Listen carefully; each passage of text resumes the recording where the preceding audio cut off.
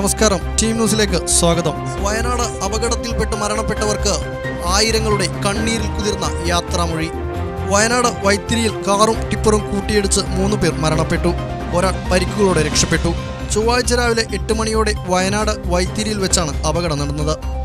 താനാളൂർ പാണ്ടിയാട്ട് ഉരുളിയത്ത് ഇബ്രാഹിമിന്റെ മകൻ കഹാർ, താനാളൂർ ചുങ്കം സ്വദേശി കോട്ടുമ്മൽ മുഹമ്മദിന്റെ മകൻ സാബിർ, പൊന്മുണ്ടം സ്റ്റേജ് പടി സ്വദേശി പന്നിക്കോര ഹംസ ആജിയുടെ മകൻ സുഫിയാൻ എന്നിവരാണ് മരണപ്പെട്ടത്. അപകടത്തിൽ ഒപ്പമുണ്ടായിരുന്ന പൊന്മുണ്ടം സ്റ്റേജ് പടി പാറമ്മൽ കുടുക്കിയങ്ങൽ സെയ്ദൽ വിയാജിയുടെ മകൻ ഷെമിമുദ്ദീൻ പരിക്കുകളോടെ രക്ഷപ്പെട്ടു.